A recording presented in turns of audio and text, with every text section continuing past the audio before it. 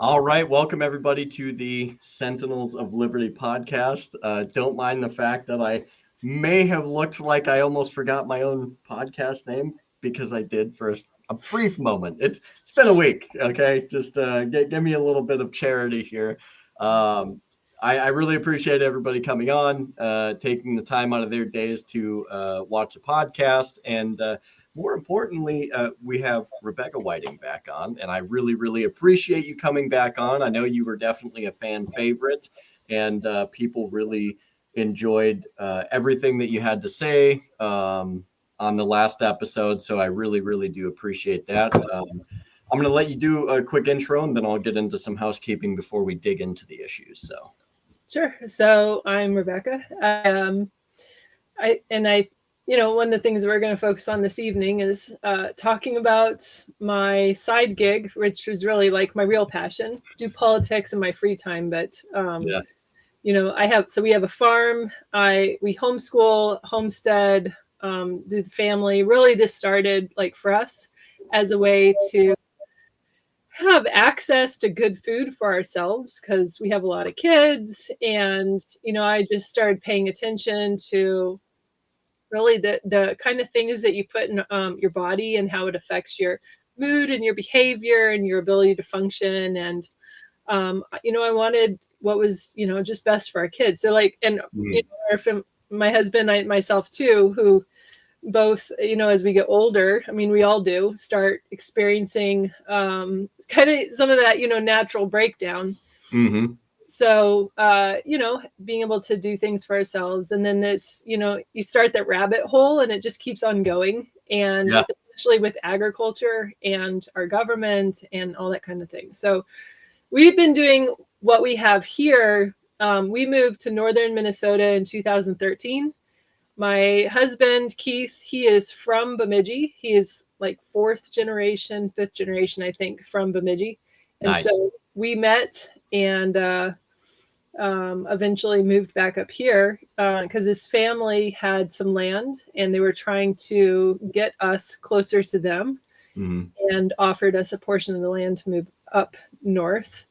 And so we did. And they knew that, we wanted to do the farming and that kind of stuff. We started off with dairy goats because the big animals seemed intimidating. But now we've moved away from that actually dairy goats was probably the hardest thing we could have started with in hindsight.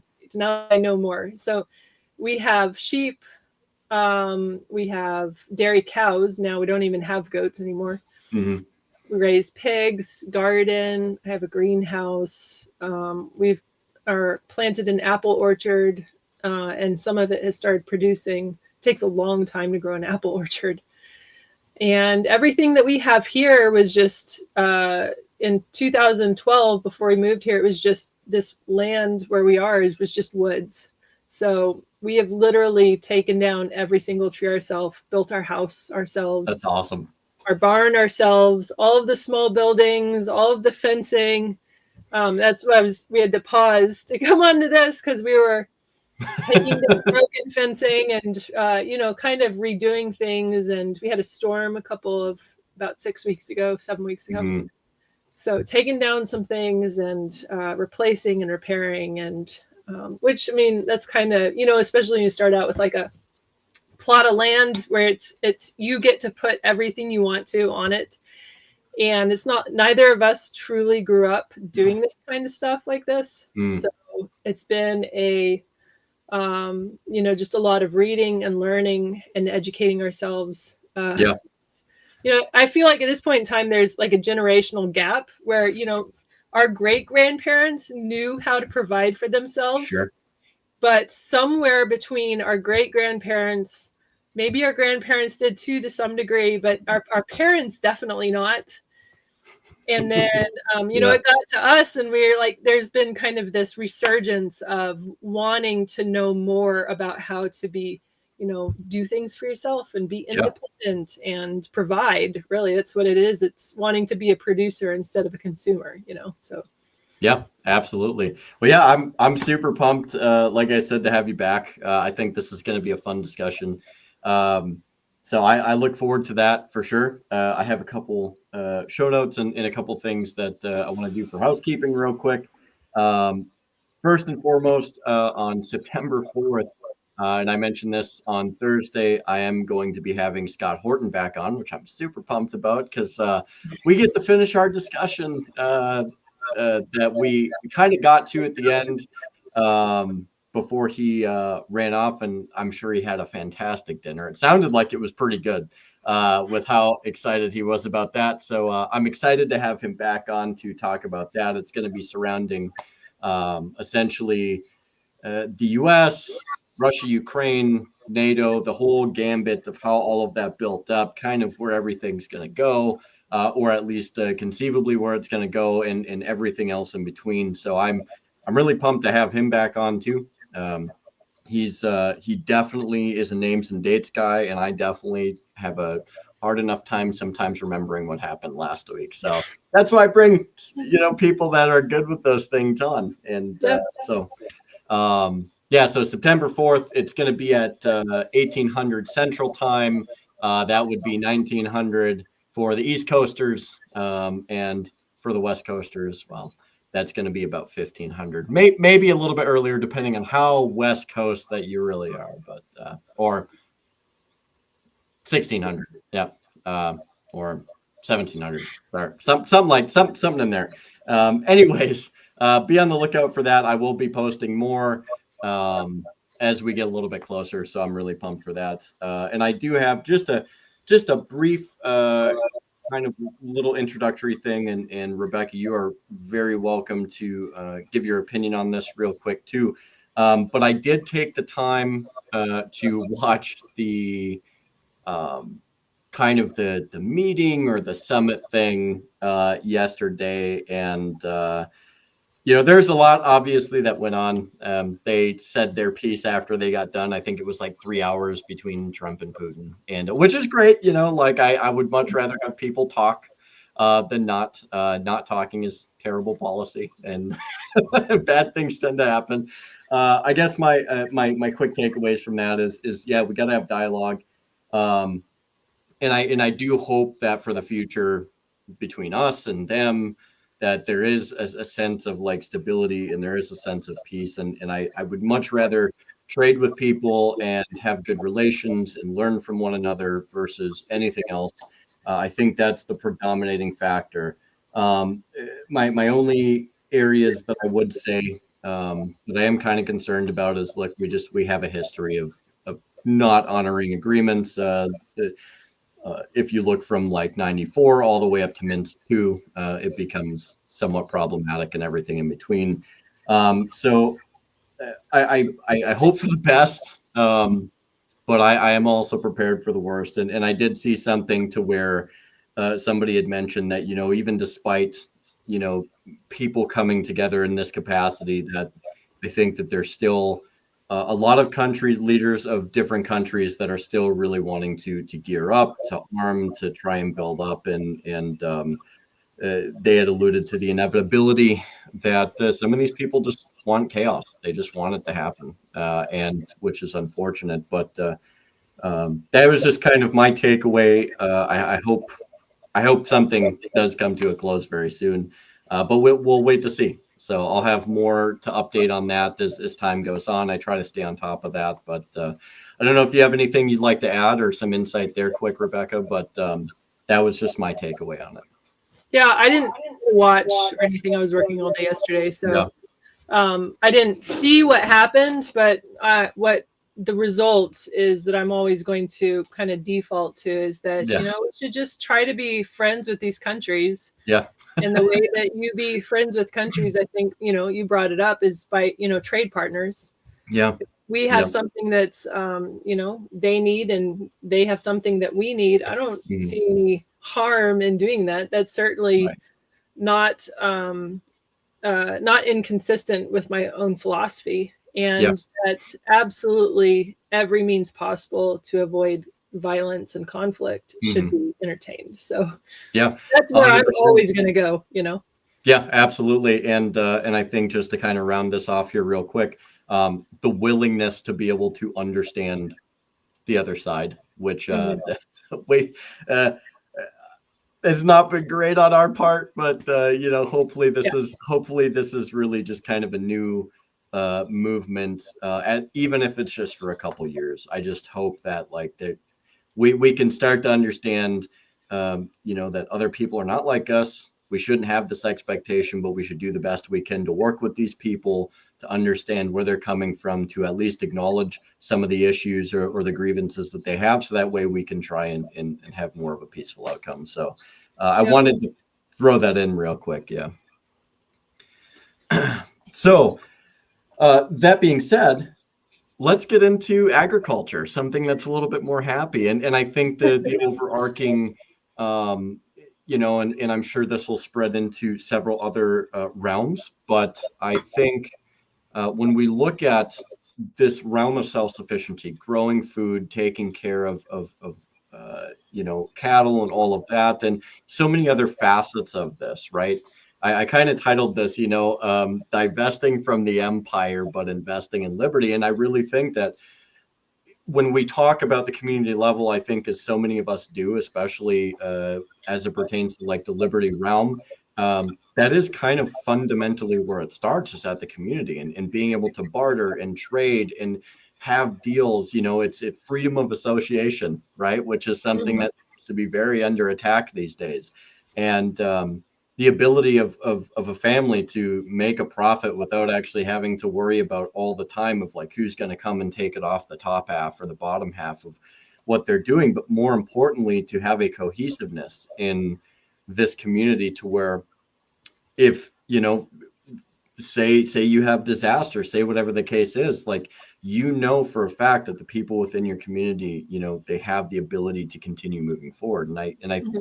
really do believe that like what you do and what so many other people I think are starting to do is really core and fundamental to that. So I think it definitely is based in liberty. I think it furthers liberty the more independent and self-sufficient we become. And so I really was looking forward to this conversation. Yeah. So yeah, I mean, wherever you want to take it, I will give you some free rein to talk about the things that you feel are going to be some of the driving points, and I will let you steer this wherever you want. So I guess I don't know. I guess we'll start here. Because you mentioned, the, community-led kinds of agriculture. And I think this is what a lot of people don't understand. But a lot of people truly don't understand the way that the food system works. And it's Yeah. not even so much as, your ability to grow or produce, but also a big factor in that is transport. Mm-hmm. And one of the things that you mentioned disaster and that kind of Yeah. stuff. So in the last 5 years, at least for my community, we've had two major things that all have kind of impacted my small town. And the first one impacted all of us, and that was the COVID lockdowns. Oh And yeah. Yep. what you saw is that because of the lockdowns and because people weren't allowed to work, supply lines are actually very fragile. That you rely on the truckers and the people in the fields to pick things and get them ready and package and then put them on Mm-hmm. a truck, and then the truck to go wherever it is it's going to go and drop said food off. But in the United States, we, especially for fresh produce, fruits and vegetables, Yeah. there's really a central kind of a food system that every community relies on. There's a lot of fields, agriculture, fruits and vegetables out in California, Mm-hmm. Arizona. Minnesota grows a lot. We have a lot of farmers here, but it's a lot of corn, soybeans, things like that you're not necessarily going to eat. Yeah. So even though you might see like fields of things growing, not all of that is being produced to eat. Yeah. And so one of the things that I do, and this is what I was doing this morning, was that I help organize local farmers markets. And that allows people in, your direct community to be able to come together in an organized manner, time, date, place, that's all laid out, because, to be able to have a consistent customer base, they need to know where the products are going to be and what to expect, so that they'll show up, and then you make deals, or, your prices, or whatever it is, you get to run your own booth. So that's what I do. As a, I'm not actually sure what you would call it. So our farmers market is a little different than most farmers markets. Okay. Most farmers markets are organized by like a central person who owns the farmers market basically, or is managing it for the owner. And maybe it's somebody that has like a plot of land, or somebody is managing it for a city or something like that. And then, they just keep let people, figure out who can show up and be a vendor. They do all that management. The farmers market that I am involved in is a nonprofit. So there is no farmers market like manager. We basically manage ourselves, which it has some advantages and disadvantages. And the advantages are that the costs to keep running a farmer's market are very small, because we're not paying anybody to do the work. The disadvantages is that we're not paying anybody to do the work. So we end up spending a lot of volunteer hours trying to, get things done, basically. And that's what I do. I've been doing for the Bemidji Farmers Market since 2015, I think, is when I took on an officer role within the farmers market, and I answer phones, I do the paperwork. This year, out of necessity, became the treasurer also, at least for a little bit, because like any organization, you have just always a few core group of people that do it all, so having farmers markets available makes it so that your local producers can come someplace to, sell what they're growing or they're producing. For sure. Yeah. And so if you have one in your area, absolutely go. Like that's how you get to know your farmer, and the way that they grow and the way that they operate. You might find that, if you're looking for like grass-fed beef, you might need to shop around, because not every farmer just is 100% grass-fed when it comes to that kind of thing. So it kind of depends. And as for me, I choose just well-produced over like organic, or like just 100% grass-fed. I'm not too picky at where it comes to like food being sourced, as long as it's not artificial, I guess. That's where I draw the line, because the food you get in the grocery store has artificial ingredients. Yes. Your body doesn't know what to do with that. So when your body absorbs artificial ingredients, it's stored as fat, not as energy. And I think that this is why we see so many problems with, obesity, long-term chronic health problems. It's our food source, which has just become central to, what is available at a grocery store. Right. And I guess I'm not even sure like the direction I'm going right now, but so. Well, I was going to say too, to maybe hopefully kind of help you fill out this direction. There's a couple, I already had a couple questions for you if you wanted to field a couple questions, and maybe that'll help kind of fill this out too. The first one that I have, let's see, where is it here?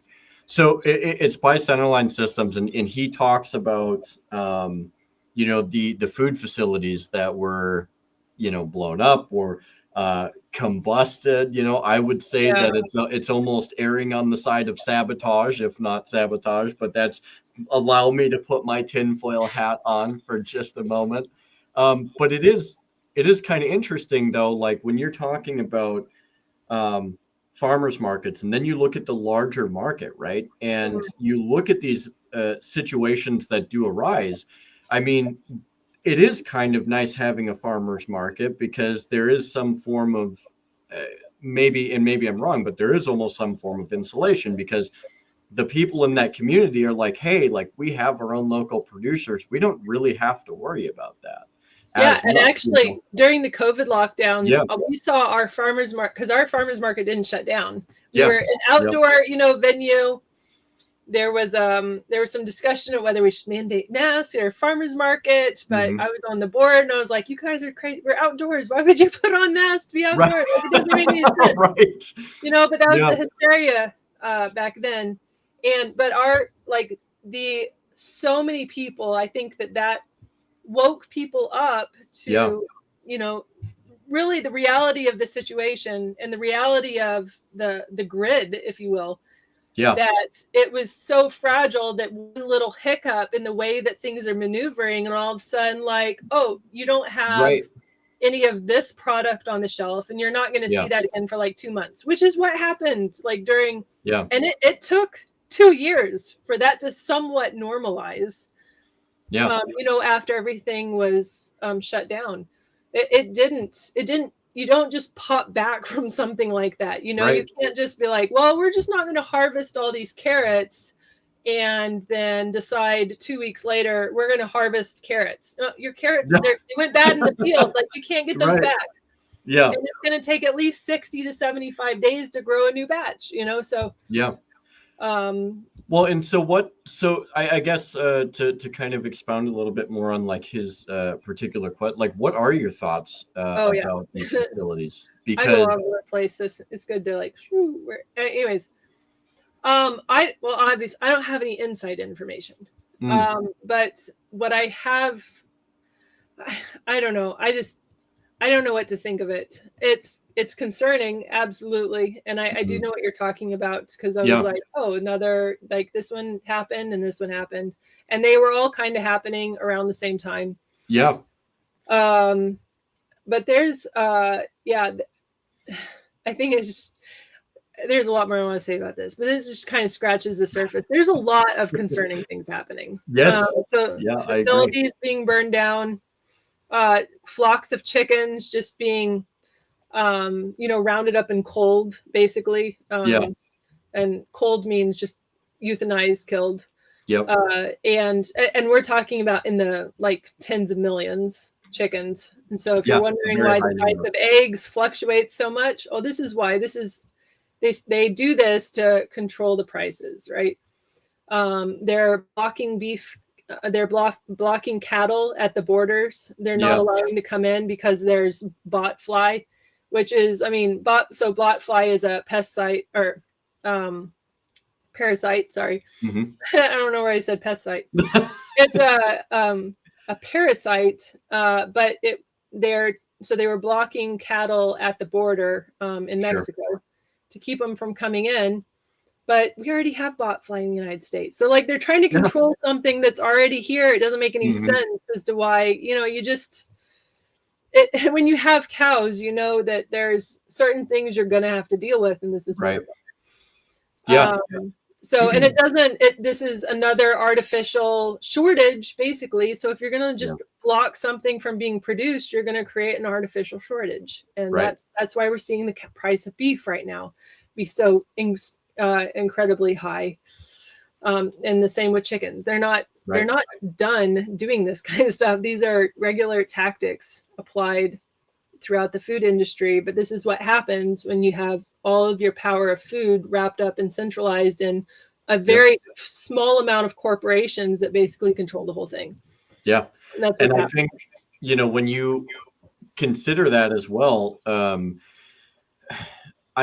they really like to masquerade a lot of all of this, and they're just like, oh, well, we're controlling disease, kind of like you alluded to. We're controlling disease. We have to call off the herd in order to mitigate the damage. It's like, well, yeah, but so much of this has been around already. A number of these things typically run their course, and the amount of irreparable damage is not necessarily always by the disease itself, which yes, it can happen, but it's like when you're slaughtering en masse, like the numbers that you were bringing up, and you look at the grand scope of it, it's insane, you know, and they sit here and they justify it. And they're like, oh yeah, we have to do this. We have to do this. It's like, or it's for your own good. Don't worry. Yeah, we're saving you. Like, right. And that's how many atrocities have been justified, you know, with those exact words. We're here to help. exactly. And so I agree with you. I think it's very suspect, and it's hard to see this for anything other than just another mechanism of control, as they tend to do so often. And they'll excuse it away. They'll use whatever they need to. The same with whether it was the COVID or anything else.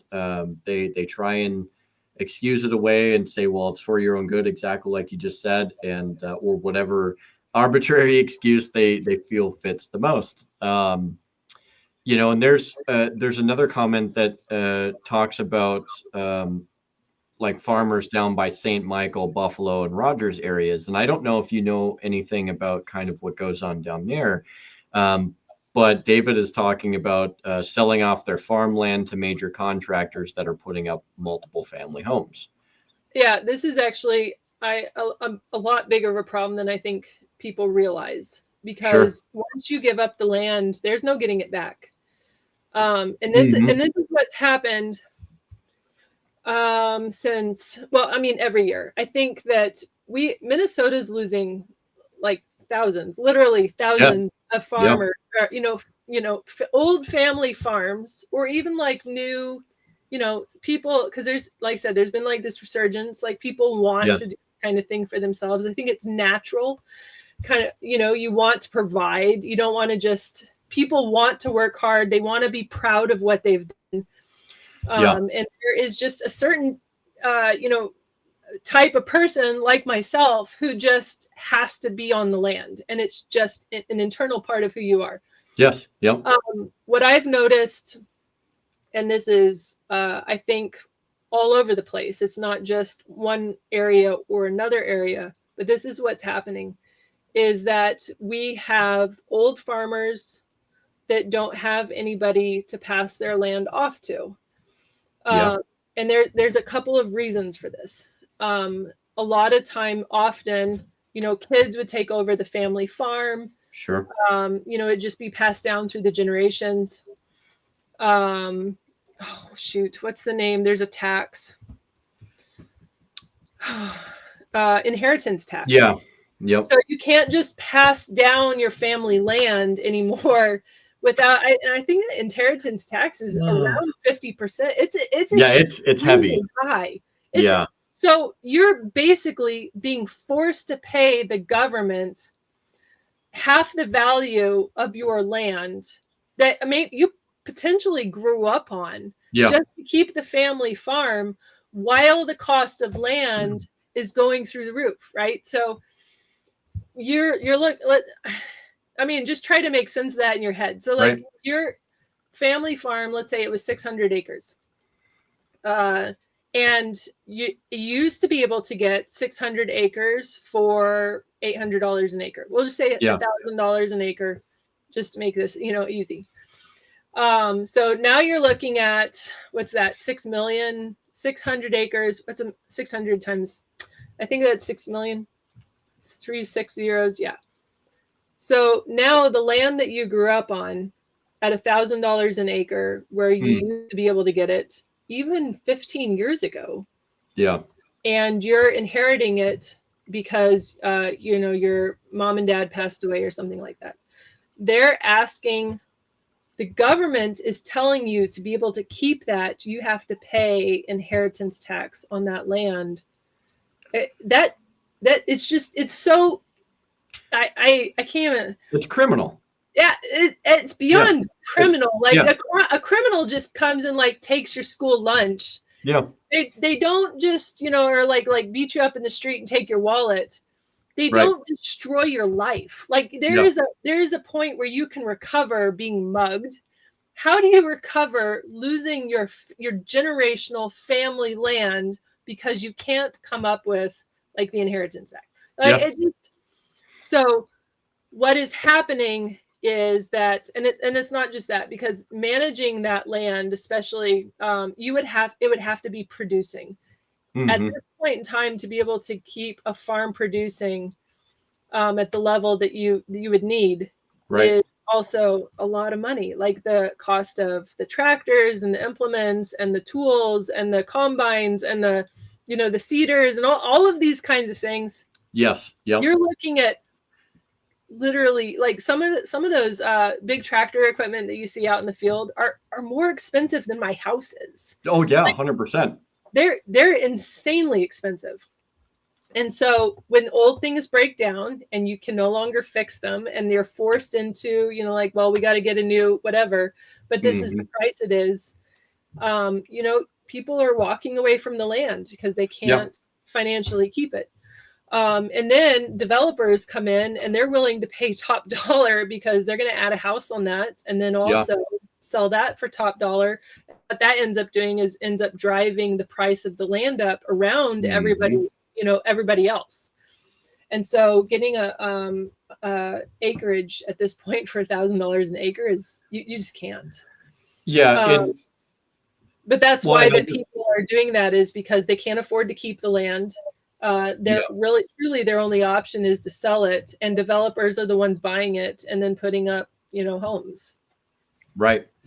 Well, and just to add some insult to injury, I don't know how many people are aware of this, but you have all of these mounting costs. You have the inheritance tax. You have all of these things that are already just working feverishly against you to be able to either keep your land or maintain your family's land after your parents go away. But then you have this irritated me a lot. Then you have companies like John Deere who make it to where you can't do anything on that tractor because it's not even as much of like is being able to change like basic components. Like they literally will lock you out of the system. It is at this point you're renting the tractor, even though you're paying hundreds of thousands of dollars for this piece of equipment that your family needs to be able to perform their business and their jobs and all of these things. Now you have companies like John Deere that you can't bring it to a tractor mechanic. So they're pushing these independent mechanics out of business. They can't work on it unless they have the right, and it runs on an operating system, these new ones. It's a proprietary operating system. You have to get a hold of and send or have a certified mechanic come work on it. They have to get a code or something for the operating system to get into the system, to work on it, to diagnose it, to do all of this. So by the time you're done, you've already I watched something not long ago, like some of these farmers are saying, by the time everything's said and done, you've lost more than half of your crop season and it's irrecoverable. And so it's almost, you can't just put the seed back in the ground and we're gonna have it's not how it works. And this is kind of, so what I'm about to say is probably somewhat reaching, but it's not beyond the realm of conceivability. But when you see something like this, I find it hard to believe that there's not some type of government corporate relationship there to where they're like, how do we make this impossible for these people to recover so they have to sell to us? Or we push them into a situation we talked about in the first time you were here, which is just take the government subsidy. Don't put any crops in the ground. If you don't plant, you don't have to use the equipment, and we'll pay you and we'll cover, your expenses for the year, whatever the case is.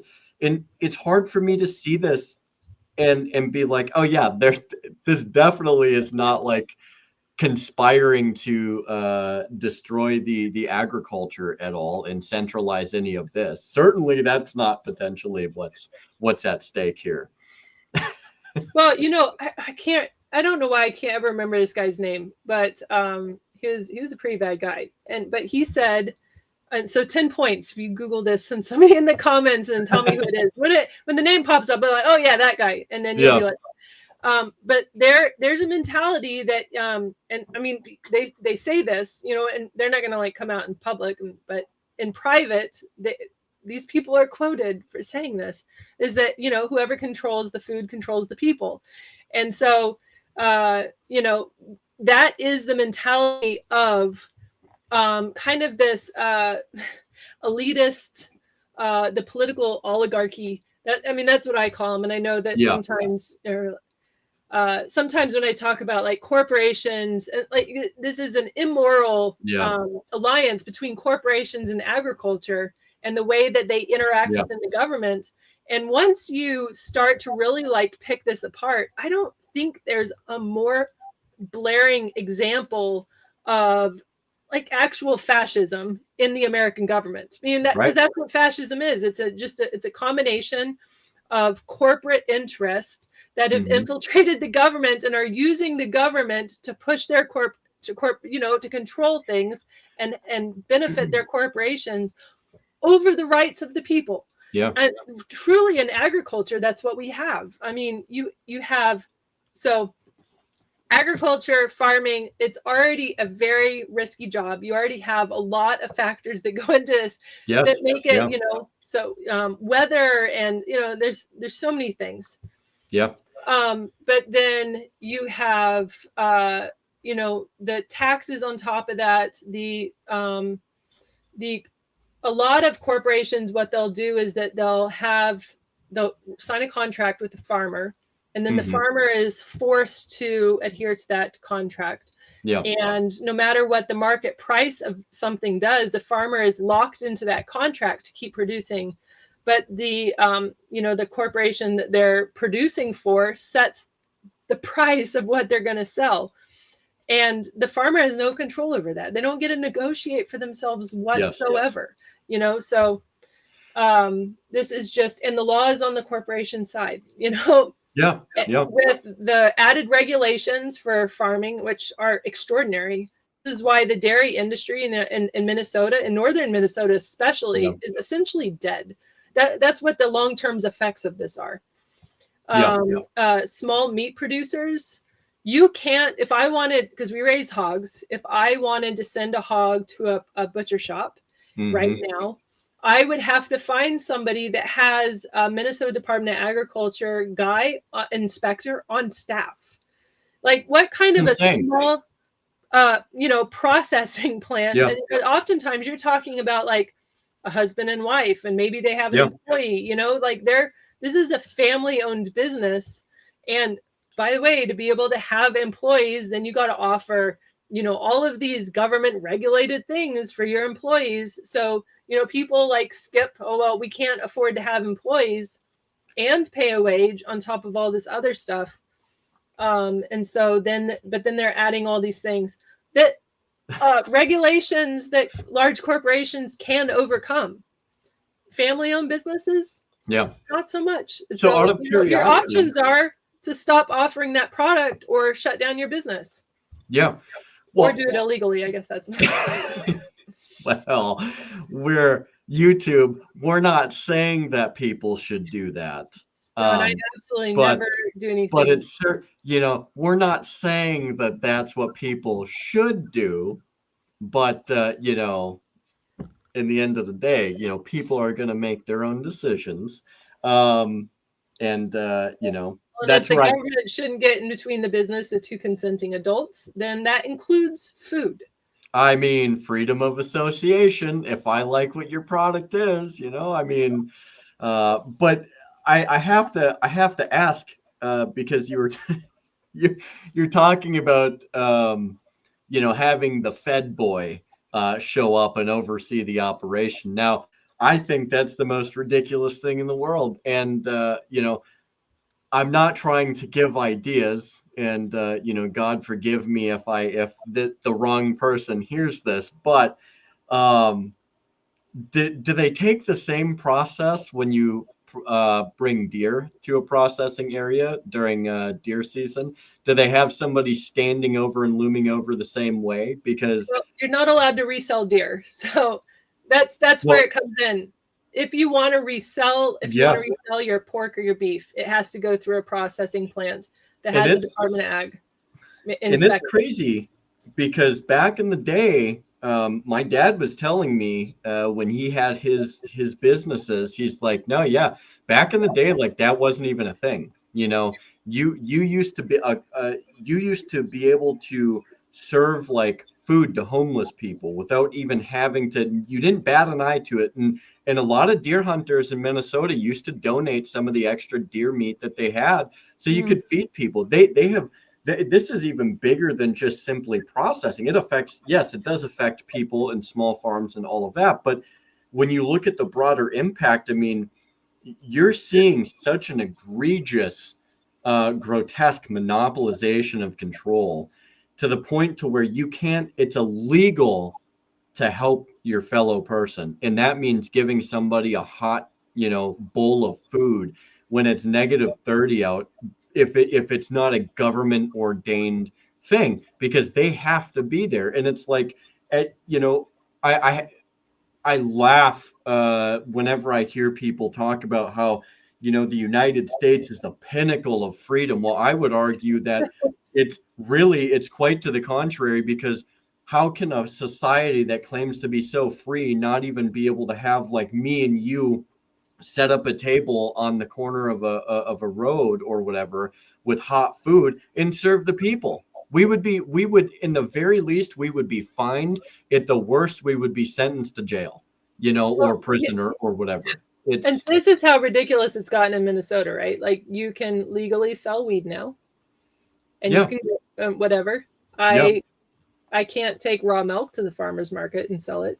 So, like, I could have somebody walking by that smells like, they're I don't smoke marijuana, so I'm probably going to get like all these terms, but like, obviously, so do I. Smoking, right? So I don't actually, but if I bring raw milk to the farmer's market, absolutely, you're practically a terrorist at this point. How dare you? Yeah. Get them all organized. Let them know there's raw milk being sold. Super illegal, more illegal than weed at this point in time. Minnesota. Better do an armed raid. God forbid that's the. And again, like, this is just. I feel like everything up to this point, and we're like 40 minutes in, but it's like every topic that we've talked about leading up to right now, I don't know a better reasoning or rationale that somebody could posit as to why we need to divest from this system. And we, like, communities should slowly but surely start to divest and really start to reinvest into liberty in supporting each other. And one of the things that I have is, like, kind of, what does that look like? How do people get involved? How can, where are the ways that people can start to make that difference? And if you want to expand into this a little bit more, I would absolutely love to. But in addition to that, if I can add, I think we're also starting to see people kind of wheel and deal in ways that I love, which is the barter system. So if it's not necessarily somebody can outright buy something, it's like, hey man, like, I'm a mechanic, this is what I know how to do. Like, I can't pay you right now for this, but what I can offer you is, like, if you have a diesel machine that's broken down, I can come in, turn a wrench for you, and get you back up running. And it's like, that is like one of the best things. So, like, how, in your mind, like, what are some avenues of approach that people can kind of start to get involved to start this divesting process a little bit more, aside from, like, whether it is the farmers markets, whether it's a little bit outside of that, but also, how important is things like bartering? Because clearly this system it's not only broken, it's practically despotic, and very much in favor of centralization. So we got to break away from it, right? Yeah. So there's a few things that I would tell anybody, like, right off the bat, right? Yeah. Everything that you do on a farm revolves around cooking. Yeah. Everything. Growing food, eating, it all depends on how well you eat, what you eat, that kind of stuff. Anybody, no matter where you live, can pick up a cookbook and start teaching yourself how to cook. Yeah. And I think that this is one of the things that I've noticed, just as a farmers markets stuff, is that there's a lot of people and from all generations that just simply don't know how to cook. Yeah. And so even if you go to a farmer's market and you're like, oh, look at all these vegetables, but don't know how to cook them, they're useless to you, you know? So Yeah. get the cookbooks, buy the cookbooks. There's a couple of, companies that I really like that pretty much they pump out high quality books. It's a Story, and it's Storey. Story does agriculture, homesteading, really like independent lifestyle kinds of stuff. It's a lot of just, here's the information. And it can be anything from like building fences to building chicken coops to raising chickens to all of that kind of stuff. So the Story brand of books. And then for cooking, I think it's called America's Test Kitchen is a really good brand of cooking books because they do a lot from scratch. And that's what I appreciate about a cookbook is that, you can open up a cookbook, but if it's like, hey, go get this package and mix it with this package, I find that to be essentially useless because I want to skip the package, like I want to know how to make things from scratch. Right. And so, just go start to experiment. And that's so one of the things I do is I bake. I have a small bakery.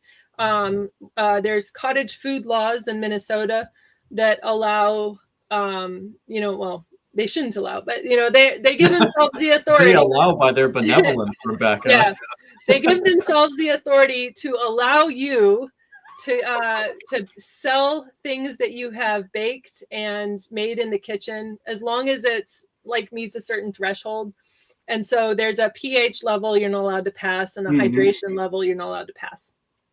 But basically anything that you like bake bread, which is what I do. I have a bakery, so I bake bread and bagels, muffins. I make pasta. What else do I make? I make a lot of stuff. Sourdough. So this is what I do for the farmer's market. And if I can bake it, I take it and I sell it, But when I started learning how to do this, I didn't grow up being taught how to make bread. My parents weren't those kinds of parents, they didn't make things from scratch. We ate out a lot. Sure. We ate things out of a box. I mean, it was the 80s, that's, my parents were like the kind that wanted like the low fat, like the foods, the things you could stick in the freezer, the things that are easy, because convenience was, that's how they were marketing groceries, was through convenience and speed. So that was, my attempt to get away from that is I cook everything from scratch. Yeah. So we often joke, I don't buy snacks very often, unless I have gone to the grocery store, just hangry. And then I'll like, exactly. And my husband will joke, he'll be like, why did you come home with so much fruits and vegetables? I'm like, I don't, that's just the kind of person I am, Right, our pantry is full of ingredients. I don't buy box stuff. But learn how to use it. Everybody can do that. No matter if you're like in a, single bedroom apartment, or if you're, no matter where you are, if you have access to a kitchen, you can teach yourself how to cook. So that's the first step. In bartering, you identify what your strengths are and your skills or your interests. And if it's like, this is my interest, this is what I would love to figure out how to do. Go to the library, go buy something on Amazon. There's a lot of free information, actually, even on Amazon. You can rent books and just start reading. So like I said, I didn't grow up doing this either. So a lot of this was just me simply being like, all right, now I want to learn how to do this. And I got a book and I started reading and I taught myself. And then, relying on the community, getting with like-minded friends. If you don't have space for a garden, maybe one of your friends does and they want to garden together. Gardening is a lot of work. Doing that kind of stuff's a lot of work. Identify, your people that, like I said, if you are interested in buying beef from a farmer, go in on a cow together, and go directly to that person and then split it. So there's a lot of, I love bartering and working with people and, skipping the dollar exchange. That's very nice. And you can actually get a lot of stuff done that way. So Yeah. Yeah, no, I think those are really great points. And really, especially, all of these things kind of pull you away from having to really participate in that this existing system really to a full extent. And I love the fact that you brought up the aspect of cooking, right? In terms of like being able to especially cook more from scratch and not having to lend yourself to these pre-boxed items. I mean, look, if you want to do it for like say even like emergency food, that's one thing, in case something happens, it is available. But when you look at cooking as well, and you alluded to this a little bit earlier, I mean, when you look at the health situation that we're in, I mean, and you look at the different intolerances and you look at how food has developed or lack thereof, if you will, over the last, several decades, and how damaging that's been. I mean, we have more people that are, have cancer, have very aggressive diseases. You've seen a uptick in like dementia and Alzheimer's and so many other, very, very serious diseases, as well as an uptick in things like obesity and being overweight. And it's becoming unavoidable, and it kind of like lends itself to like you have all this unhealthy food, and you have big agriculture that has this monopoly on this whole system and what they allow, what they don't allow. But then it's like you look over to the adjacent side, and the other, you have big pharma that's just like rubbing their hands, and they're just like, oh yes, like you're sending us lifetime customers to be able to medicate for the rest of their life. Because the other lie that they're going to tell you is like, oh, well, you can't actually change your conditions by food and exercise, so you have to be beholden to all of these different medications, and you're going to need a medication for this medication. And look, there are certain things, and I'm not anti-medical, right? I'm not even anti-vax, but at the core of it, it's gotten so far out of hand that you can't go. What is it? It's like 60% or something like that of commercials on TV now are pharmaceutical drugs. And you look at what a lot of these are for, like weight control, weight loss, obesity, diabetes, all of these other things. And I just shake my head. It's like, dude, like all these things are totally related. And so part of divesting from that situation is eating healthier, being healthier, getting out and having some form of exercise, because your independence of self is very much an object of liberty as well, right? Like we have to have ownership of ourselves, so that way it's harder for us to be controlled or pushed in and corralled in different areas. So that's huge. And then when you couple that with bartering and people being able to freely associate and make these deals and put food on their tables, or the provider of the food on their tables can have repairs or whatever else they need, I think you find that it creates a more cohesive community as well. And it's one that invariably becomes less dependent on a broken system and an empire, and more, I wouldn't even say more dependent on each other, but more capable and just more cohesive altogether. Does that make sense? Oh yeah, absolutely. And this was another aspect, and maybe, I don't know, this is kind of going off on a side quest. Please do. One of the things that we do for our health is that I practice herbalism. And so I am one of those moms that's like, oh, I have a tea for that. Or I have, let me just go to the pantry and I have a jar of, this, and this, and let's, brew this up and drink this here. Yeah. Oh, I noticed this, and let me just make you something really quick. And because my husband and I both were in Iraq.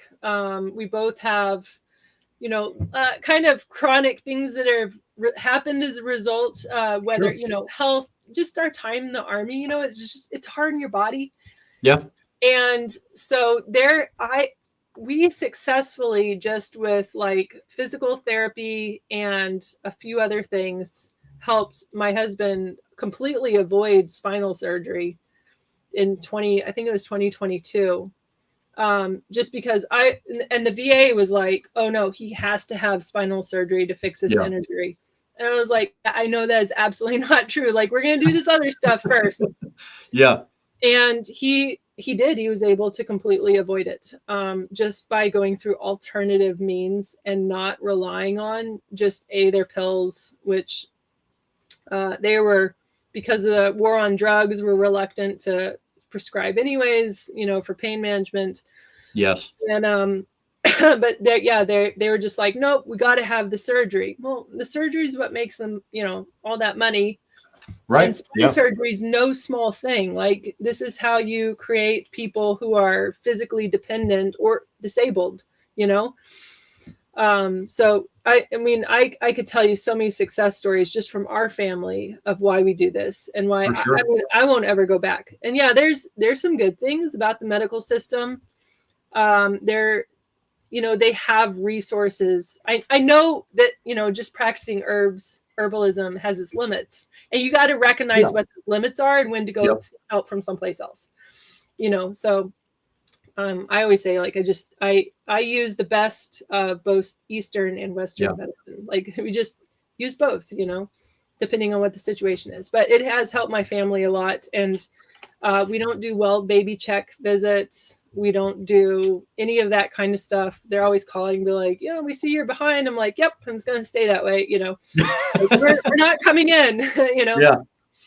So, but that's how we do it. And it has been successful in my family. So. Yeah.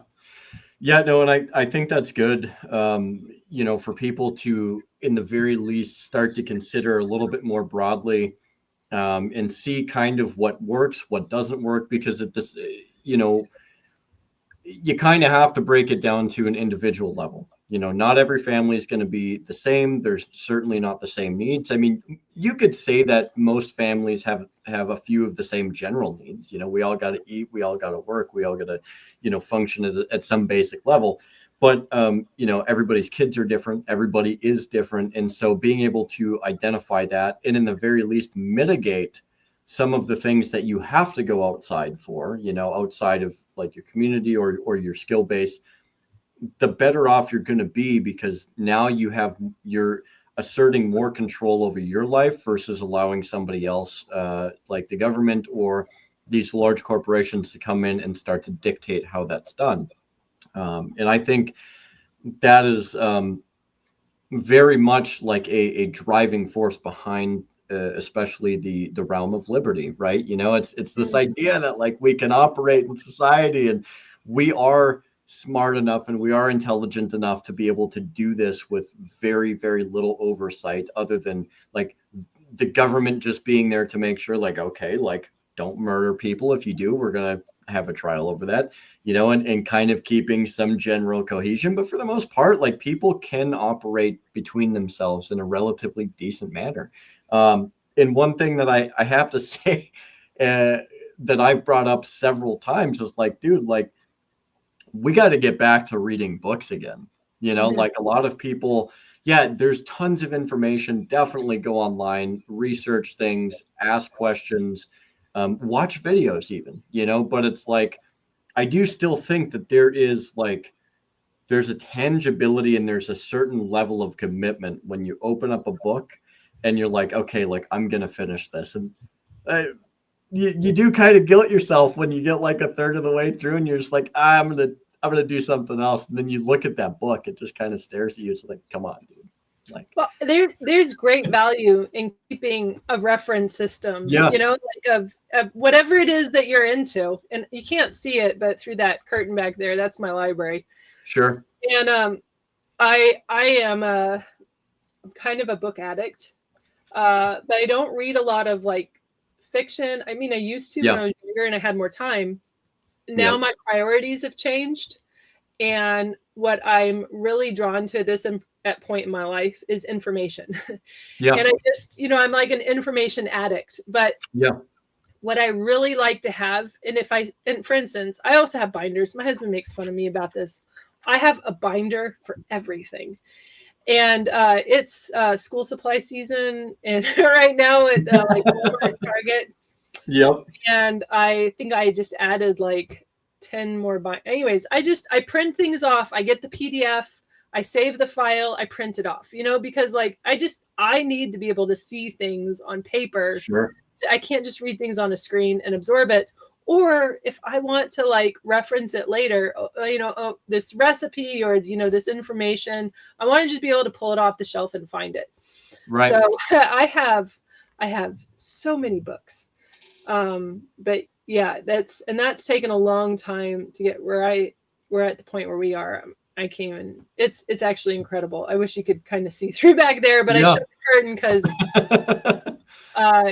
my library doesn't always stay nice and clean and not cluttered because Sure. I'd rather read than clean. So yeah, understandable. Yeah, there's I think even to some degree, like I think it's good to compile information too, because it does give you a quick reference, and I think people would find that it is surprisingly helpful, especially if you're trying to do more things for yourself, having a quick reference. Heck, even in so much as like having like just tabs and stuff like that in books, just color coded tabs. Like, okay, I deal with this a ton. It's nice to go back to. And Post-it notes at the store are $1 a pack right now. That's the beauty of like the preschool supply. Like they're on sale, so I have Post-it notes of it. Exactly, and so and I know some people might be like, well, like what does this have to do with like divesting? But it really does have a lot to do with it, because again, it's part of that personal preparation. It's part of being able to do things for yourself, and there is a pretty. I think that there's a pretty heavy amount of commitment that's required. And that is the hard thing, I think, for some people to get over, right? Like you have to be intellectually capable of being free enough to be responsible for yourself. Like you have to be. You can't just go into this and not know anything, because that's what makes you dependent on other people. So if you want to be independent, you have to be intellectually capable of being independent. That's it. It has to go hand in hand. Yeah.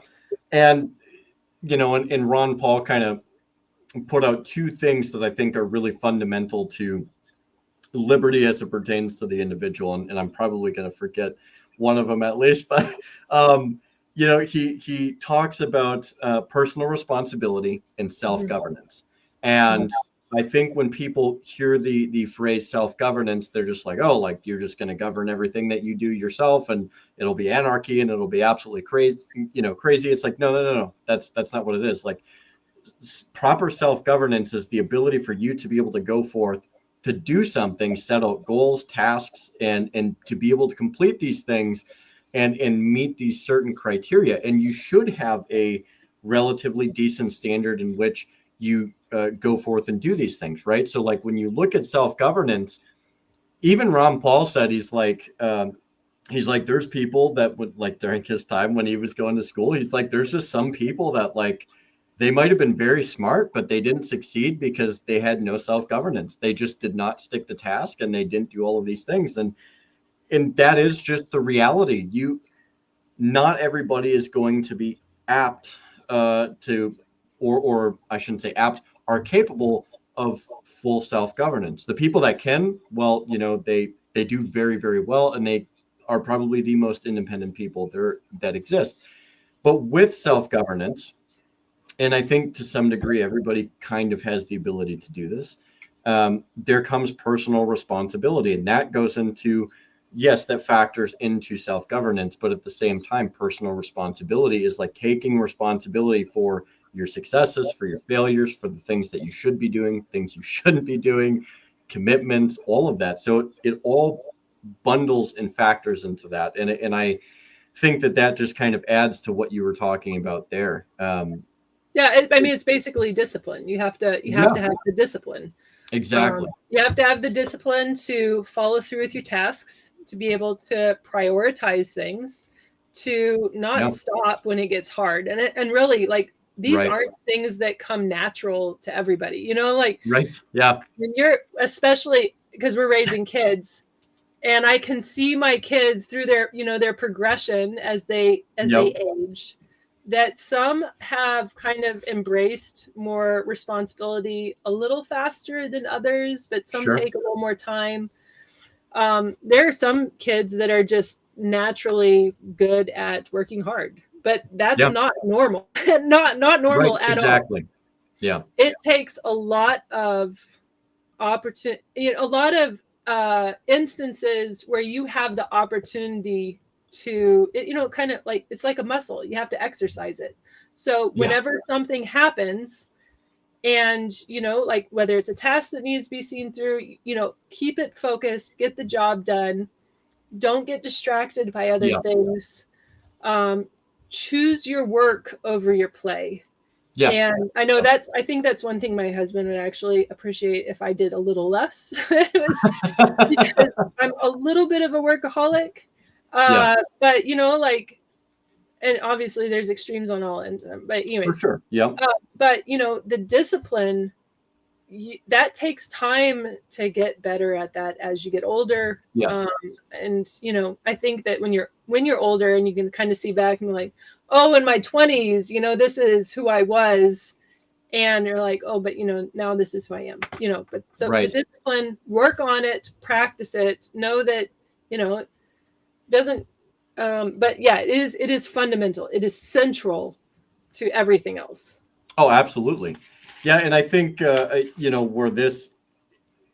I think we're trying to go with this too is like, look, like these are things that if you want, if you want things like farmers markets, if you want things like having a barter system between your neighbors, if you want like to have this, this divestment and to be able to be a little bit more free and liberty oriented, like, and you and I spoke about this a little bit post our last episode, but it's like, look, like it's going to require these things. And moreover, like, people do kind of have to realize like this is a perpetual gambit, like you're going to have successes, you're going to have failures and all of that, but it's got to be one of those things to where you set the groundwork for the next generation and you hope that the next generation is able to pick that up and move forward in the hopes that like at some point, like they get to experience a level of liberty and freedom that we've never been able to experience. And I think that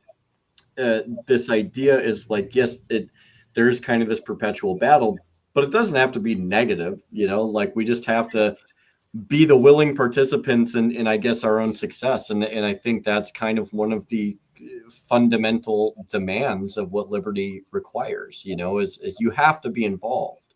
You can't afford not to be involved at this juncture. And as a saying goes that I certainly did not coin this. I don't remember where I heard it from, but it's like, if you don't take an interest in like politics will take an interest in you. And that's politics at all levels. And I certainly think that goes no less for trying to divest.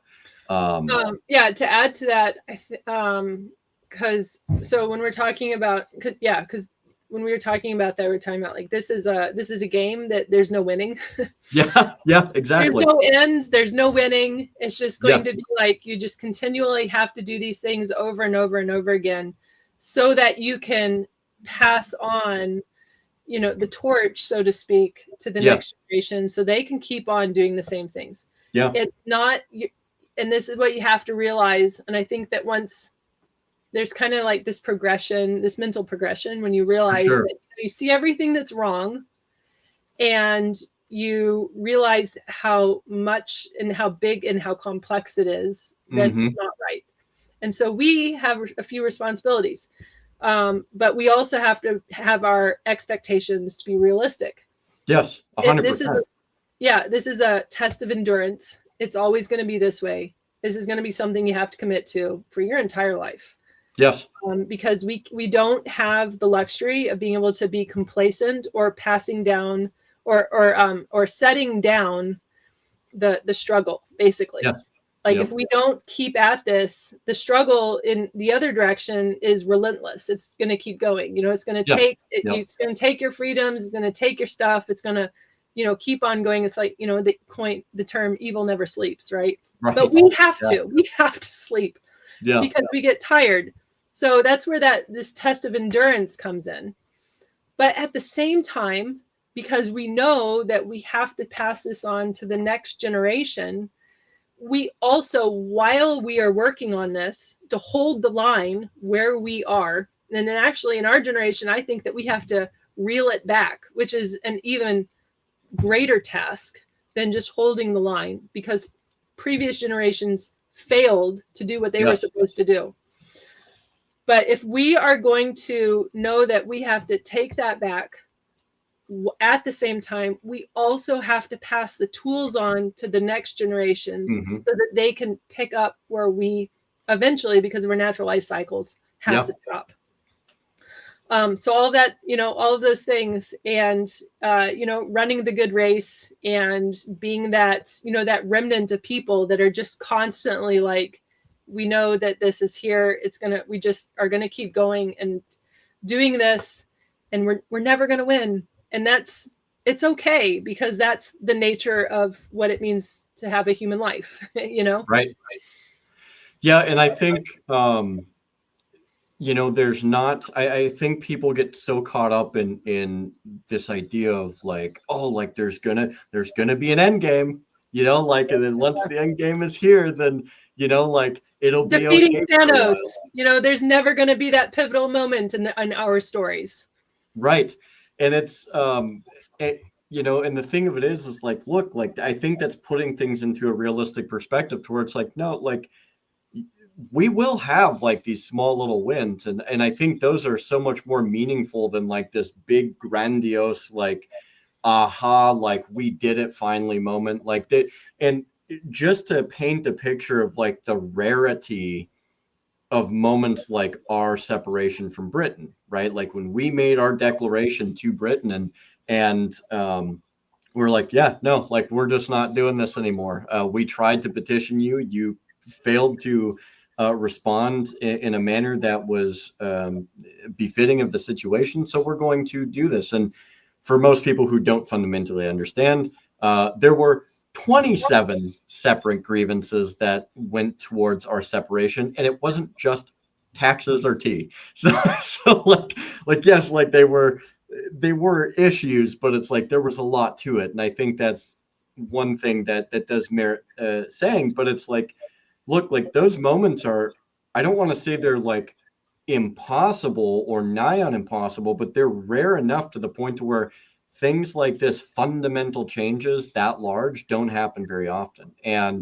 this was a historical deviation from yeah, the way that it was naturally progressing with the English monarchy. Yes. And that's no group of people had ever successfully broken free of the British monarchy prior to the American Revolution. And and that's and if you let me just for a moment, there were six documents, and I've talked about this several different times, that actually fundamentally factored into what we ended up with, right? Is it the Constitution? You could even go back to the Articles of Confederation. But the point is like Britain had a rich history of slowly but surely trying to resist. They did try to do it, and they have, and I think twice they actually like executed the king.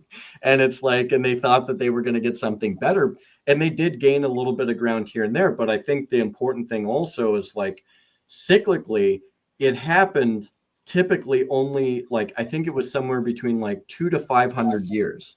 And I want people to understand that like significant events aren't just these things that like are going to happen because you want them to happen. Like they happen when you hit an apex point to where it's finally enough. And the good thing, it is cyclical, and there is the potential when that cycle hits for things to get better. But like Franklin said, if you can keep it, right? A republic, if you can keep it. We haven't done a great job of doing that. And we have generations that talk about us being a democracy. That's can be semantics, but the point is we have to keep it focused. We have to keep it at a basic level. We have to be realistic, because that cycle still might not happen for 100 years or 200 years. And so the only thing that we can do is being able to pass on the knowledge that we have the principles that we have to the next generations, to our posterity, to our future, to hopefully be prepared for when that does happen, that they may have a better chance of retaining more liberty or whatever it is that they secure in the future. And, you know, and in saying that, and I'll yield the floor to you for your response, but I want you to kind of keep this in mind when you do. There's a lot of people that I think really kind of grasp for the instant gratification, the immediate response, and they don't fundamentally like understand or acknowledge that there is a long game here too. And while I think if you do see an immediate effect, it's going to happen at the local level versus the federal level. And I think the long-term effect can happen eventually, like at both levels. And I'd like to hear kind of what your response is to that in conjunction with your general response. So I would agree that often what you see is, and I'm thinking like of a few kind of big names, like so, you know, some of the ancient Greek philosophers were the ones that were the most influential, or were the ones that actually got the least amount of attention, you know, because or not as much as some of their students, you know, because they were the teachers, and what they did was they taught certain things, they passed that on to their students. You know, their purpose was simply there to be, you know, the teacher, and it was the students who took that information and amplified it, you know. And so that's, you know, I guess what I would say to people is don't shy away from simply being satisfied with being the teacher, you know, and just maybe your purpose is simply to pass on that information to somebody else who is meant to use it for bigger and better things. And there is absolutely no way of knowing who that person is going to be in the future. For sure. Then I'm thinking of another. So I thought of two instances, like the you know, the Greek philosophers who that later on, like you know, Plato's Republic, and then that some of those mindsets became the basis of the oh shoot, what was the document from like the English kings? The Magna Carta. Magna Carta. Yep. And that later on became like the basis of, you know, like the parliament, and, you know, that the king doesn't have sole authority in England.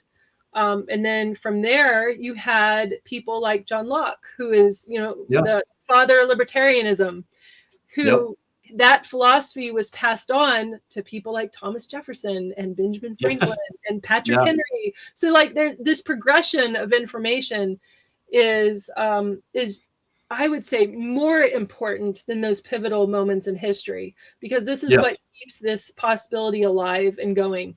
But yeah, as far as like these huge events, the likelihood that we're actually going to see one in our lifetime is so small.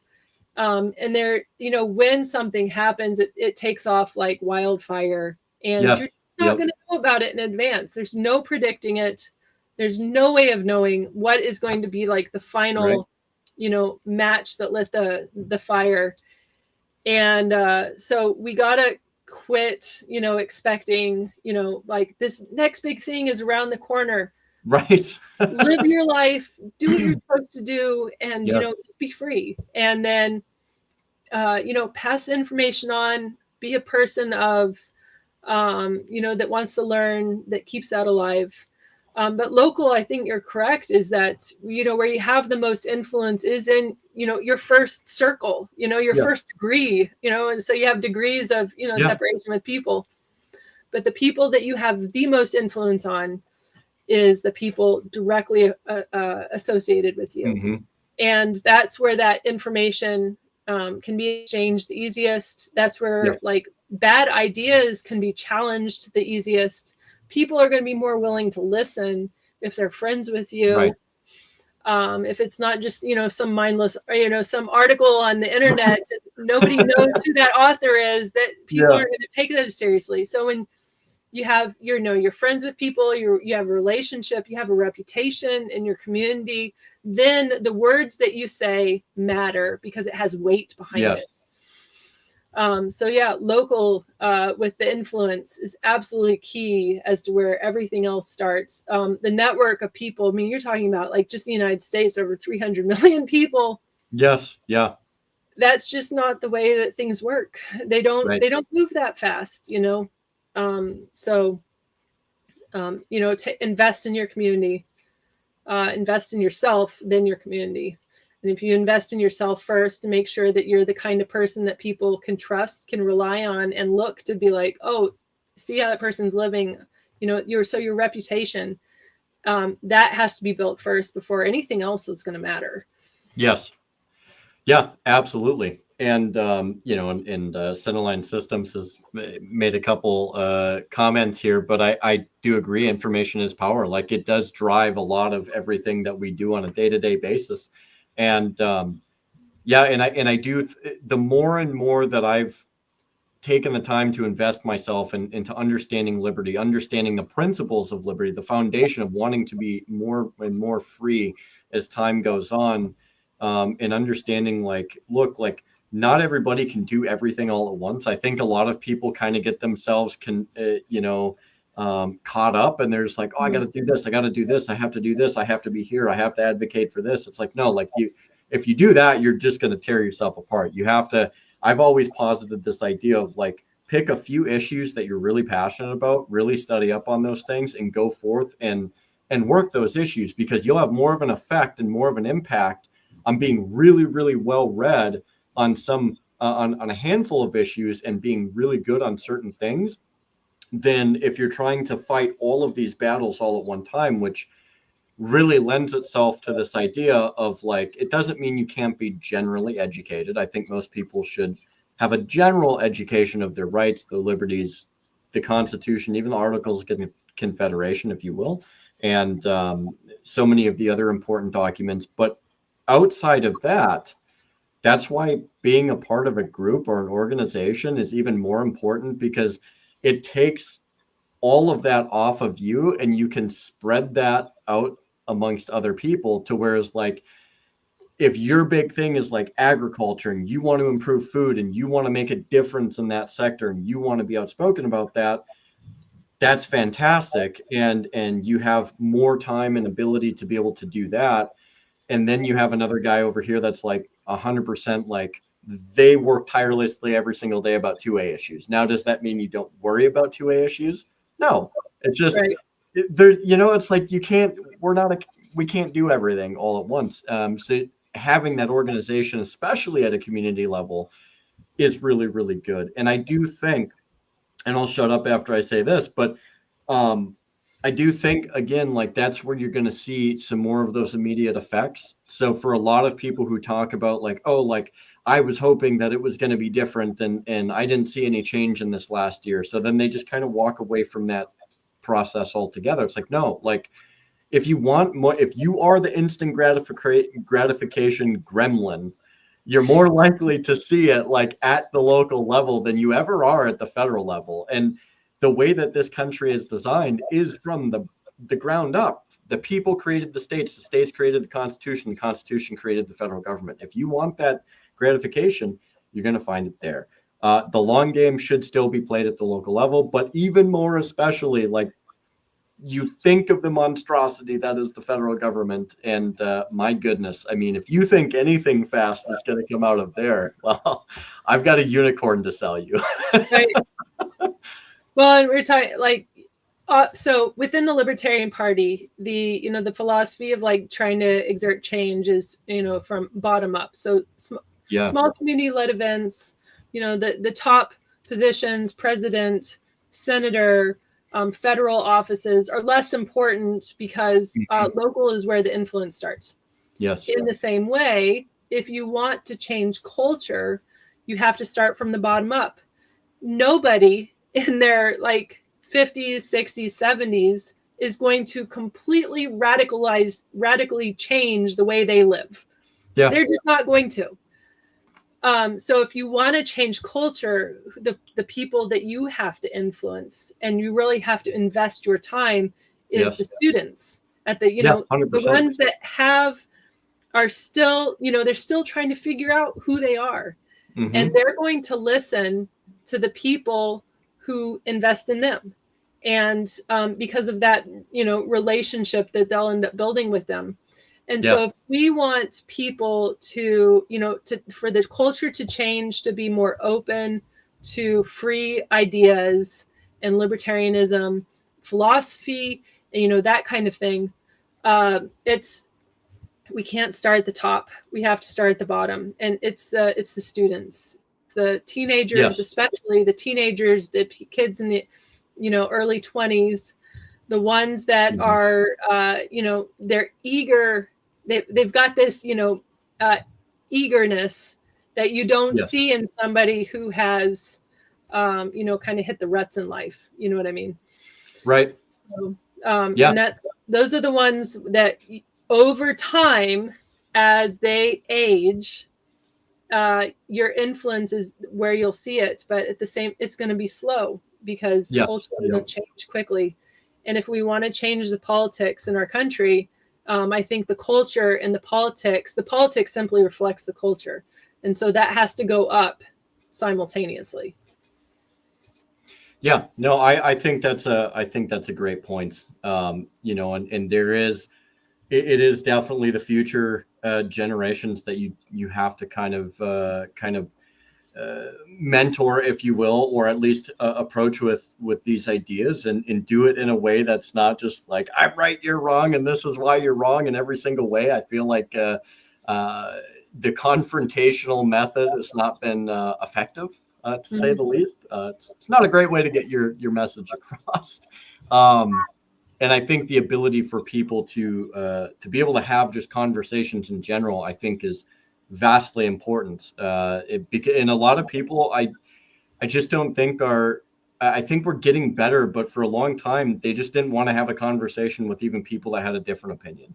And because they were so closed off, they were so set in their ways. And I think that was one of the biggest hampers. And, now I think because we are starting to see a change, especially in the conversation around work and finding a job. I mean, there's a lot of young people that are really becoming disenfranchised over the fact that they're trying to find a job and they can't even find a job when they're going to school or going to college or whatever the case is. And you have some of these people that are it's like, oh, these young kids don't want to work. It's like, I don't think that's necessarily the case entirely at all. It's there is a situation that's been created that really doesn't give them a chance. And in many ways. And look, I mean, it's kind of projecting when you're just sitting there and pardon my language, but when you're just shitting all over this younger generation, it's like, okay, come on now. Who's being disingenuous about this conversation? It's just because I think it requires introspection, and a lot of people don't like that because they have to come to terms with things that maybe they could have tried to do or things that they just failed to do. And some of that does come with education. A lot of people just didn't have the education, but I think some introspection is important when it comes to this and realizing that it's not just simply that the next generation is useless. It's like, no, they need mentorship, they need direction, and they need to at least have a situation where they can, talk about ideas, because that's ultimately how you bring people across. Sure. There's a couple things, a couple points that I'd like to bring about real quick to kind of bow tie this, but there is a comment by Centerline Systems here. If you want to kind of speak to this, and then I have something to add on to that, and we can try and bow tie it. Yeah, so bring older folks to your side, absolutely, for sure, because I mean, in the same way that younger kids need mentors, so do we need to be seeking mentors also. Yes. I think that there's a really solid argument to be made that just as this has to be passed down, so generationally, and for us it's the older people. Anybody is going to get a few things wrong and they're going to get a few things right, so that's why that dialogue has to continue. Yes. But you also have to be open to hearing when you're wrong. So yes. To have that conversation, on both ways. So I know that there are a few older people that I oftentimes will like seek out and like, can we just talk about this? Or, and that they have kind of allowed me to, they're not, I think that when you go into a conversation with somebody, like instantly starting out and chastising them is a really bad approach. Yes. If you want that, information, that dialogue to continue. So I appreciate the people that are around me that I can talk to, and also don't feel ashamed to be wrong in front of, Yeah. Because some people can like, well, you don't want to have somebody as a mentor that's like, oh, I can't believe you said that. Why would you be so stupid? You don't want that kind of person, but you also shouldn't be that kind of person to younger people. Yeah. So yeah, we need people from all walks of life, all ages, because the older you are, I think that you have more life experiences. And even if, and often those life experiences are, what helps you see through things a little bit more clearly. Yeah. So. Yeah, no, I think that's a great point. And, and there's a follow-up by Centerline also about, and I assume he's alluding potentially to the younger people, but they need a fighting chance, and they really do. Like I joke a little bit because it's like I grew up in the 90s, and the 90s was like, I kind of think the 90s was in many ways kind of like a almost peak for the country. I would agree. It wasn't perfect. I mean, there was still some obstacles, but I mean, we were probably in contemporary times, we were about there, and maybe just a smidge of like the early 2000s, but then it's like after that, it kind of nosedived, and so I do think that like a lot of the younger generation, they do like they need a fighting chance, and we have to be willing to fight for them. And I think part of that is like, look, like there is part of the mindset where it's like, yes, like we still need to take care of ourselves, but at the same time, like we do have to move some of the way that we fight on these issues more away from us and more for them. And I think that's an important component. And with that being said, I'll kind of give you the floor to end it where you feel you want to bring your ending comments. But I would just posit this: I have two things. What is your message to people who feel like perhaps the tempo of things necessarily aren't going fast enough? Like they feel like we could be doing something better or faster or whatever the case is. And then after you respond to that, I always like to try and end a show on a message of hope, because I think hope is very important. Well, it's not a tactic, it's a good thing that to have. What would be kind of like your message of positivity or hope to people, that there is a light at the end of the tunnel? So I'll leave you the floor. So the first part of that was remind me, what can people do that's better? Or what can they be doing in the time period while they're waiting? Yeah, so about like the tempo, like if they don't think that things are moving fast enough, like we could be moving faster. So what I like to do is when there's like, here's the problem. When you have time and you have, like, oh, well, this is when my mind starts to, kind of run wild. If I have time and I don't know what to do, then I start worrying about things. Mm-hmm. And so I just say, make yourself busy, like in the meantime, keep learning, keep investing in yourself, get the books, learn how to do the stuff, make yourself a resource of information and, skills, that kind of stuff that people can turn to. And, you don't need anything to be happening to be able to pursue those. 100%. So you can just go out and do that. So if you find yourself worrying about things or, like this isn't moving, but you could be moving yourself faster. So even if you can't move your outside circumstances, you can be moving yourself. And, making yourself more towards that, independent goal, or, whatever your goals are, write them out, set them, decide what you want, and then move towards them. And you don't need anything else happening to be able to be pursuing that. Yeah. I think that would be the thing that I talk to people about, is that is important, regardless of everything else that's going on. Yeah. And then remind me what the other second part was. And actually, I do have something I want to talk about, and I keep trying to find a place I want to put this. Yeah, absolutely.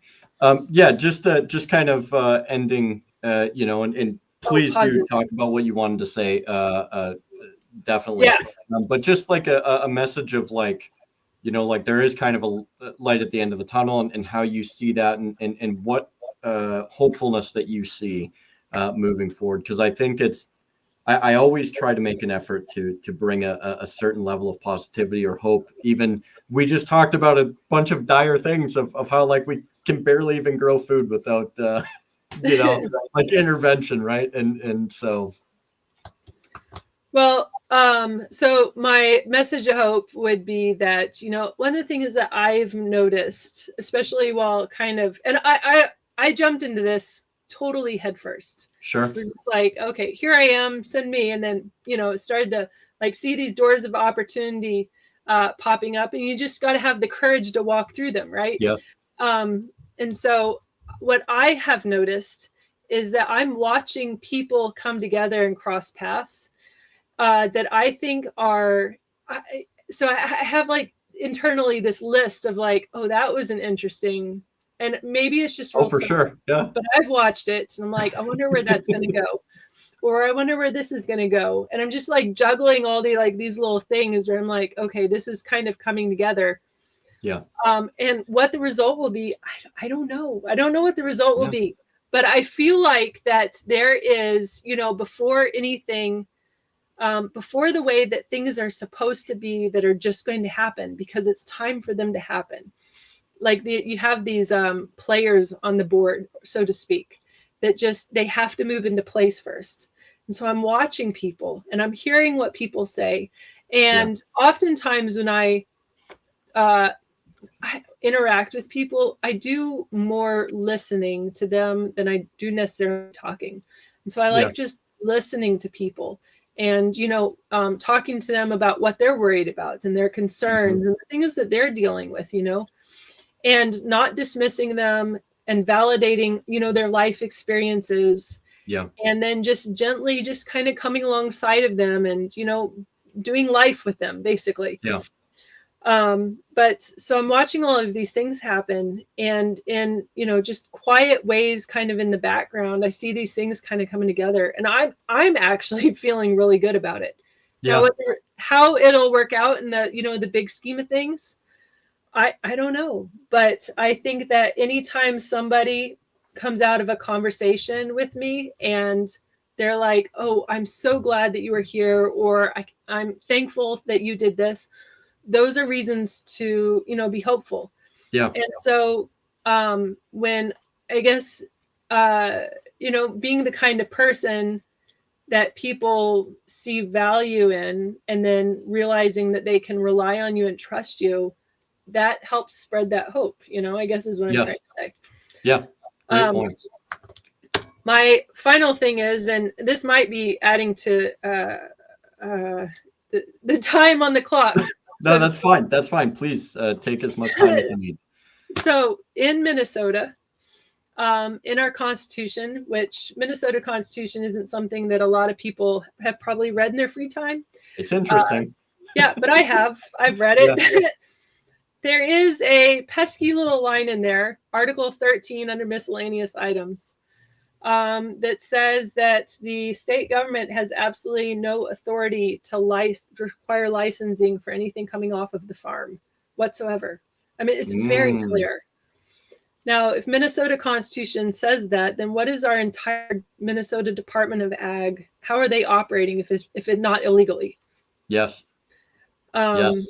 And that's so, we have these things already on the books to be utilized at our disposal. They truly are relying on our ignorance to not know that exists, and even more so our unwillingness to act on it. Yes. And so this is often what I think of when I think of like farming stuff, which is kind of how we started out this conversation, was about farming stuff. And it's great. Yeah. Is that, the people that founded the state of Minnesota, when they were writing out the state constitution, they added that in there. There had to have been a purpose for it, and we're not adhering to it. Yeah. So everything that the Department of Ag is doing, according to that Article 13 of the Minnesota Constitution, is that they can't require licensing for anything. And I think the word they use is peddling from your farm, period. Yeah.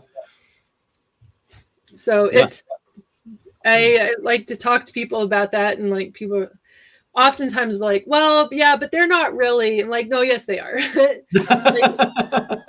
We have entire industries of agriculture that are like disappearing in Minnesota, not because there's not a market for it, and not because there aren't people that can't do this, but because the laws and the regulations make it so prohibitive that it's impossible to overcome. Yes, exactly. The biggest threat to agriculture is the government. Yes. That's bottom line. Yeah. And we have the authority by Minnesota Constitution, at least in this state. I don't know what other states have, but if I were you and I live in another state, go read your state constitution. Yes. Yeah. That is, oh man. Okay. So that just already gives me like, I would love just to have you come back if you're willing to kind of go through even, and I think it can apply still to people that aren't from Minnesota, but I would love to kind of just do a walkthrough a little bit of our state constitution, because it could, I think, provide a groundwork for people to learn potentially of like how to navigate their own state's constitution, especially because I'll be honest with you. I've looked at it a few times. I've thumbed through it. I don't know as much as I probably should, and that's more my fault than anything. When it comes to the general constitution, pretty good on that. Most people have a hard enough time even knowing what the federal constitution is versus or the U.S. Constitution is versus their states. But I think that would be, if you're willing to come on for something like that, I would love to actually kind of take that journey with you and with our viewers, because I think it's an invaluable component to bringing back that localization of liberty and being able to really start to work within the process or the framework that we have for our states, right? Yeah, for sure. So, I would absolutely. Yeah. No, don't make me talk about freedom more. Yeah. So yeah, I think that would be fantastic. Look, this has been awesome. And if there's, I'll leave it open to you. If there's anything else that you want to talk about before we round this up, please feel free to do so. I have all the time in the world. I just try to be considerate of other people. But this has been awesome, Rebecca. And definitely, just by looking at all the comments in the chat and everything that's come through, people really, really enjoy these conversations. It seems like they really enjoyed what it is that you bring to the table, your point of view and your perspective. And it's really appreciated. And I would say that, the LPMN, in my humble opinion, is fortunate to have you in the position that you're in. So. Well, thank you. I don't know. I just, same things as always, like, just, do what you're good at and get better at it. And then, and I don't know, maybe this is deviating a little bit, but do what you're good at, get better at it, and then figure out how to help people with it. Really, like interacting in your community with what your strengths already are, and then using that to help the people around you. And really, that's, if we're going to live in a world that does not turn to the government for answers, we're going to have the answers ourselves. And we're going to have to be willing to provide the answers for people around us when there are problems that they can't overcome. Yes. We have to be available for our neighbors. And so really just, go get a book, decide what you're want to, you may not even be good at it yet, but just, if you have a passion for something, you utilize that energy for your passion and pursue it. And then figure out how to use that for, good in the world. So I think that truly that's the answer to all of this. Is that, we need to be there for each other. And to be there for each other, we need to be the kind of people that can stand alongside somebody, especially if they're not strong enough for themselves at that moment, because everybody has their failings or their struggles. Yeah. So absolutely. There you go. Awesome. Well, Rebecca, if you have a couple minutes after, I'd love to chat with you a little bit more, and we can maybe iron out potentially that next episode to have you on. Sure. Without further ado, though, thank you, Rebecca, first and foremost, for coming on. Thank you to all of the viewers who took the time to stop in, listen to what we had to say, even maybe go down some of our rants of things that we do or don't like. I hope more than anything that all of you were able to get something informative out of this. As always, I try to make a concerted effort in being able to bring good information to you. And I think all of the guests, including Rebecca, knock it out of the park every single time. And honestly, like, asking questions is awesome. I think questions are great because then it allows you guys to be involved and to ask things that you really want to perhaps get a perspective on. So thank you for all the participation, for everybody coming out. And I hope to see you guys on the next one. Next Thursday, I haven't figured anything out yet for next Thursday, but I will post updates and have something updated on both YouTube and Instagram, and even in the Telegram chat if you guys are in the Telegram chat. So, and if you don't know how to get into the Telegram chat, let me know. Just post a comment below, and I'll try and figure out something of how you guys can at least get involved there. As always, I will throw some links down below for the LPMN, not only for their website, but also to the YouTube channel as well, because you guys are doing some awesome stuff over there. I've watched a couple of your guys' podcasts, and I really, really like it. So go check those out there. I'm also going to throw something down below for the American Liberty Caucus. So if you guys want to also get involved with a caucus as well, you'll have the opportunity to kind of go check all of that out. We try to do some really good things. We got some great people. We have some kind of off the wall conversations, but when it comes down to it, we really try to drive home a lot of different issues and really be active in the best places and ways that we can. So without further ado, I'm going to hit the outro song. And Rebecca, if you need to do something in the interim, I will be right back as well. Okay. And on that note, let the music play. Steel-clad fist, rise in the dark. Shattered chains ignite the spark. Tyrants crumble, feel the flame. Settle, strike, and free.